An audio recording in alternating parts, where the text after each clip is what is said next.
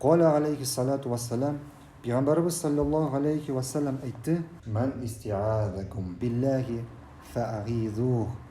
Agar birisi Allohga yordam so'rab murojaat etaykan, anga sığınır o'rin berigiz.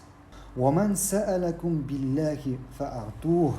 Agar birisi sizdan Alloh haqqi uchun so'ray ekan, u so'ragan narsani berigiz.